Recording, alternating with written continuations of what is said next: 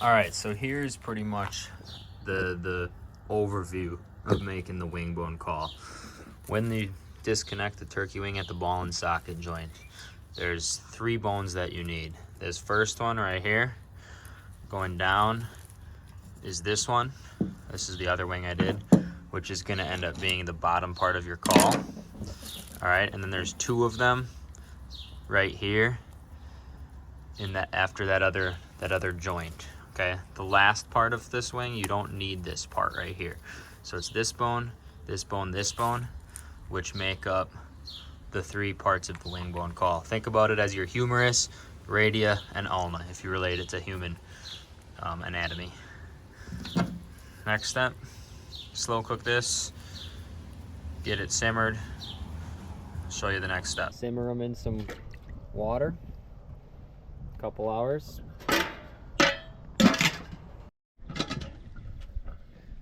Oh yeah, she's simmered. At this point, we lift it out and just try to get all the rest of the meat off.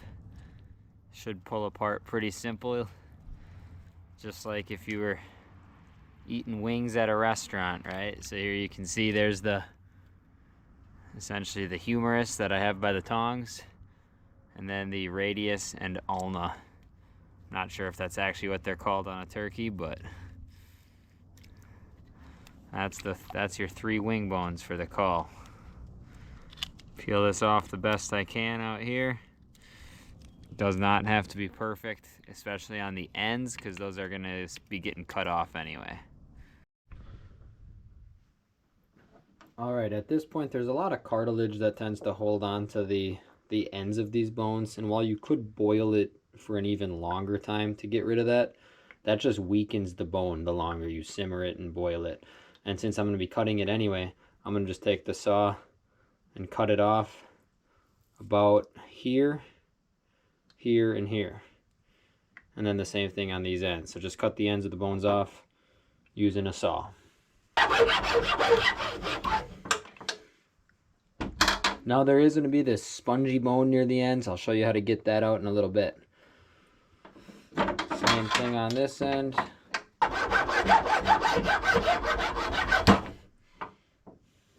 There's my humerus, then radius and ulna.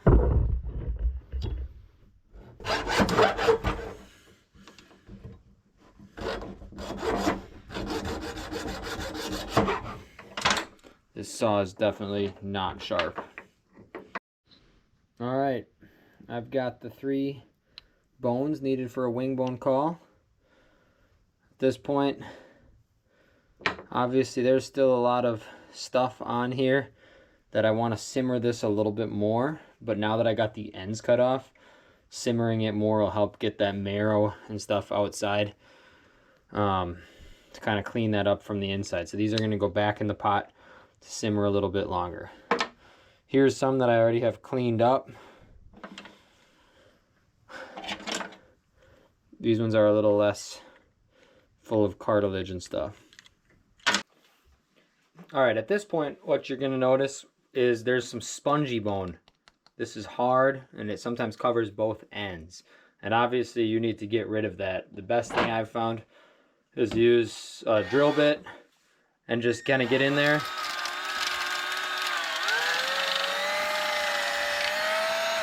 And work that around.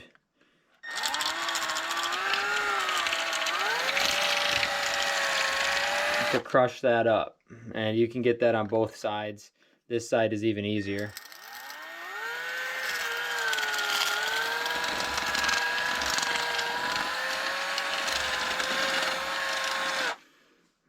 And you can see that's already much better.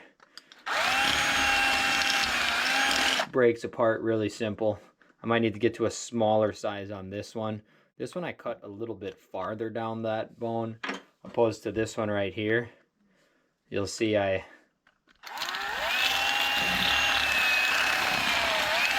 did it much less, just because I want to play around and kind of see what the volume difference is, if there's different pitches based on the length.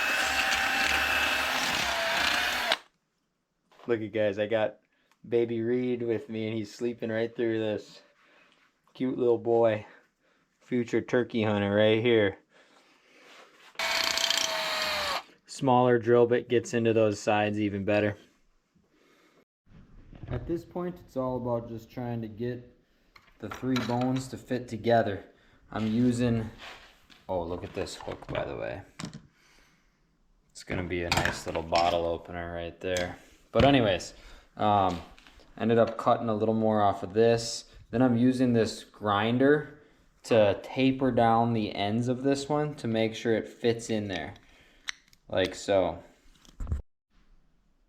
So this one right here where it's a little flatter, that's gonna be the mouth call part for my yelper, and I make sure to use this softer grind to just smooth that out so it's not sharp.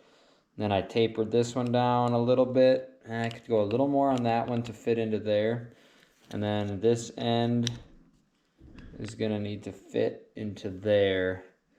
I could taper that down a little bit more too.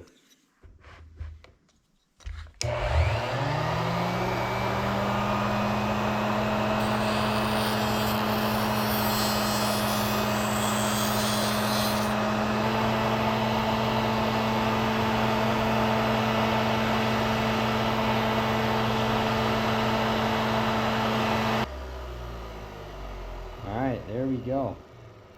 They fit pretty snug. Right there. And right there. Obviously, I'm going to epoxy them now. For an epoxy, you can use this right here as like a instant mix epoxy. But I'm actually going to use this stuff that I have for fly tying that then cures with a UV light to make it instant. So I'm now down at my spinner making table where I do a lot of lure building and stuff, and I've got this for making turkey marabou jigs and hair jigs. So this is a UV glue, and I'm gonna be putting, let's prop this up a bit, I'm gonna be putting seal on both of the connections here. Pretty simple. One there. And then we'll do the same thing all around this way. I'm not making a super decorative one by any means. You can make more decorative ones.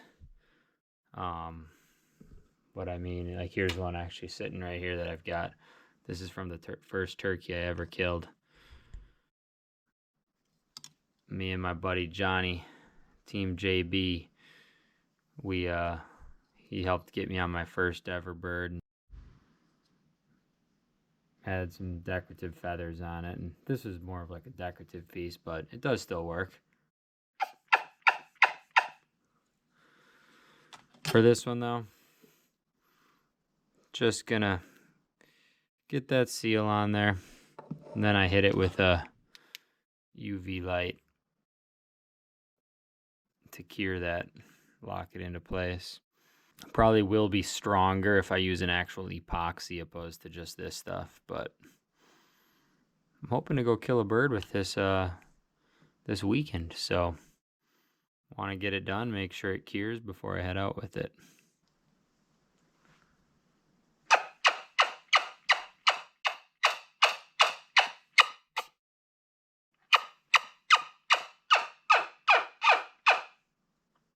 Not too bad. This is the decorative one. And I'm far from an expert at calling with them. Definitely want to get better. But you essentially putting it right in the corner of your mouth. Just kind of sucking in on that and makes that unique sound, that yelper. Wingbone yelper, wingbone call. That's how you build it.